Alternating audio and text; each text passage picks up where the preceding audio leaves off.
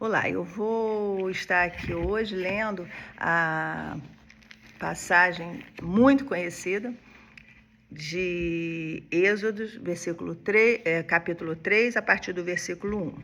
Apacentava Moisés o rebanho de Jetro, seu sogro, sacerdote de Midian, levando o rebanho para o lado ocidental do deserto, chegou ao monte de Deus, o monte Horebe.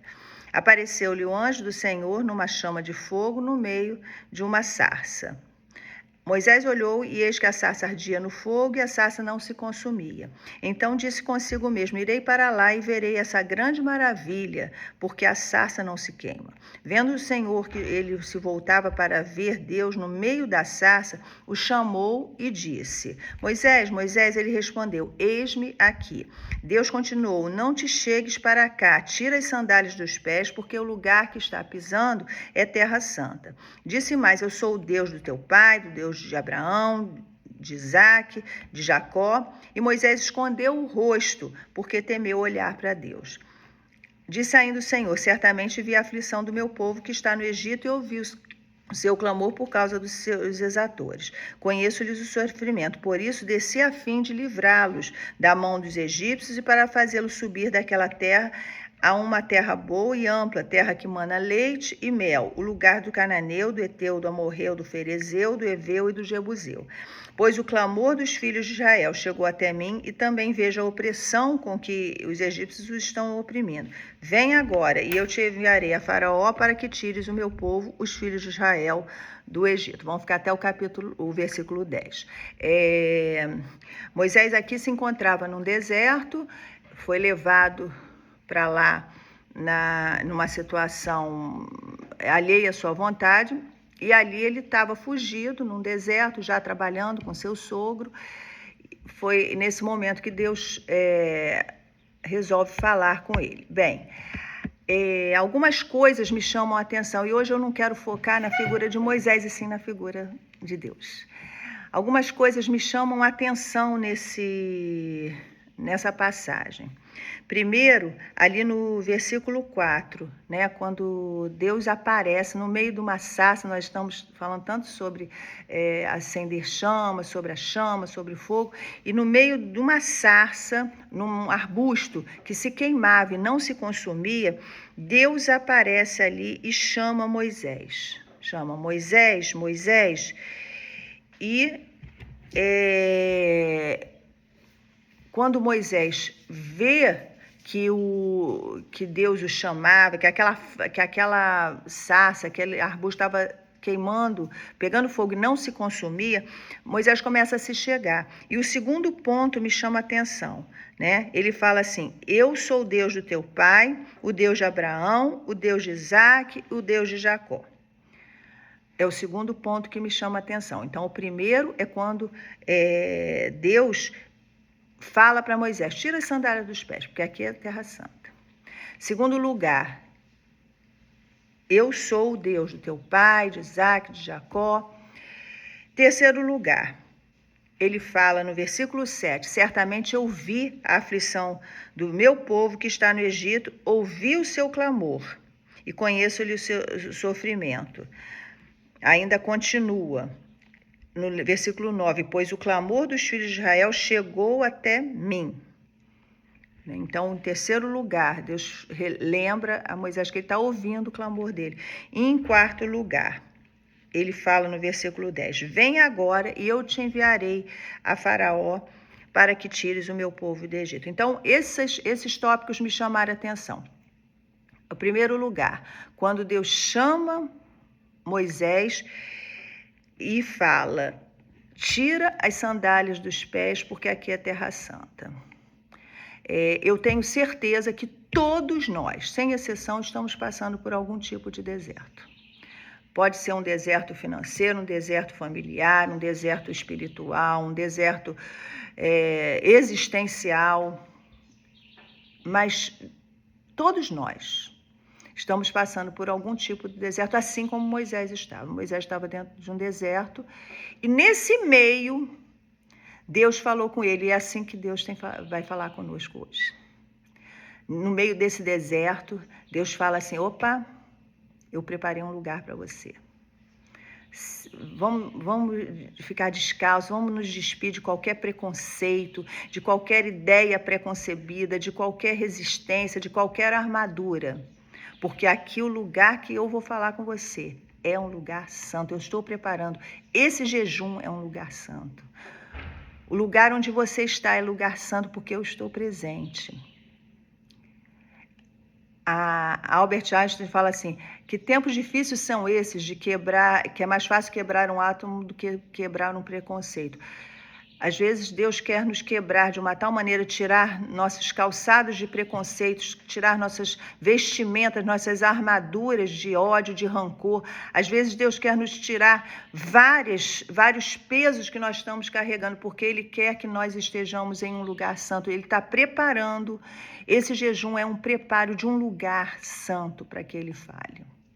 Eu estive recentemente, no último verão, na casa de uma amiga querida, que ela tinha alugado em Rio das Ostras, e todas as manhãs ela preparava uma mesa muito bonita de café da manhã, uma mesa posta com louças bonitas, tudo combinadinho, louças novas, e foram momentos muito agradáveis, né? Nós conversamos, eu, o Sérgio, o marido, ela e o marido dela, e nós trocamos muitas coisas, foram tempos muito edificantes mesmo.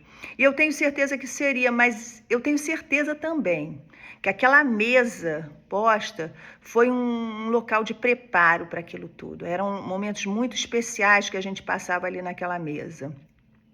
E Deus faz isso conosco. Ele pode falar com a gente de qualquer jeito, mas Ele quer nos preparar, Ele quer nos trazer para um lugar santo, para uma mesa posta, porque Ele quer nos servir da melhor maneira possível, porque Ele quer ser servido por nós, mas Ele nos serve.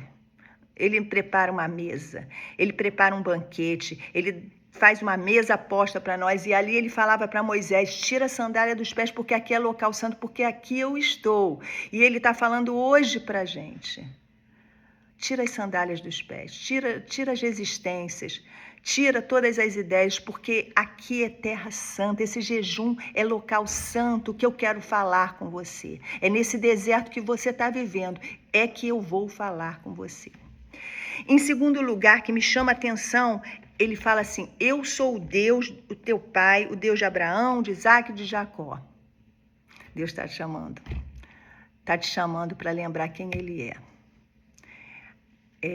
Nós estamos vivendo uns tempos difíceis, onde há uma inversão de hierarquias, de valores, de respeito. Hoje, talvez o filho esqueça a posição dele como filho e os pais também esqueçam a sua posição de autoridade e que tem que ser respeitado, os avós e os professores. Então, nós vivemos em tempos difíceis dessa noção de hierarquia. Tem um filme que fala a seguinte frase, né? Quem não teme nada, não ama nada. Quem não ama nada, que alegria tem a vida.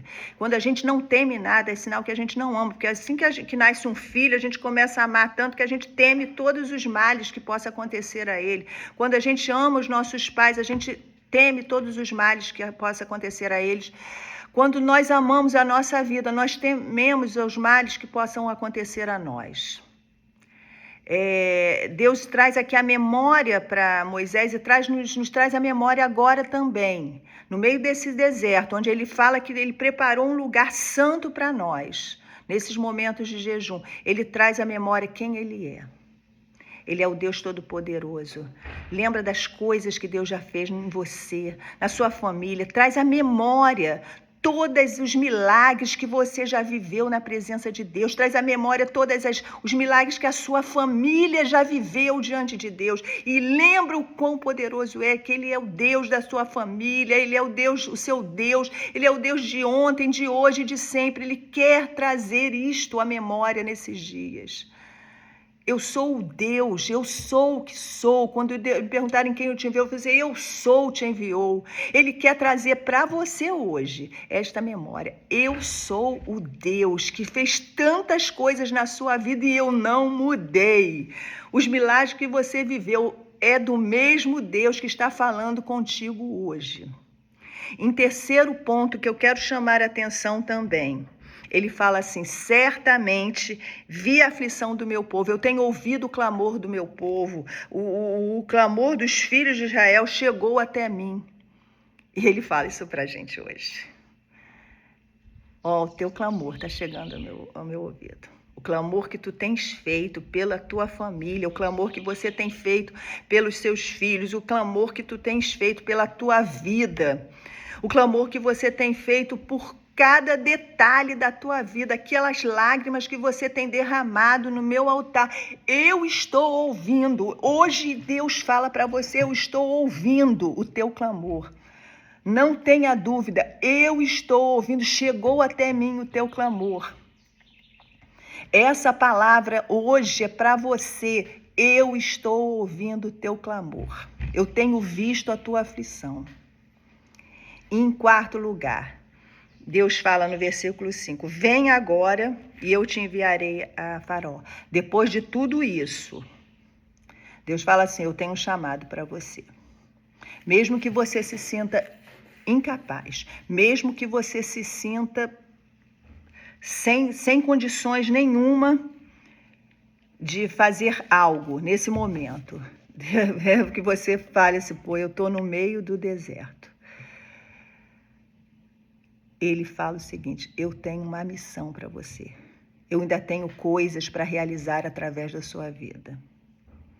Então, que esse seja um momento muito, muito especial na sua vida. Aproveite esses dias de jejum, para que Deus fale com você. Ele preparou um lugar santo para falar com você. Ele quer trazer à memória quem Ele é. Ele quer dizer: eu estou ouvindo o teu clamor.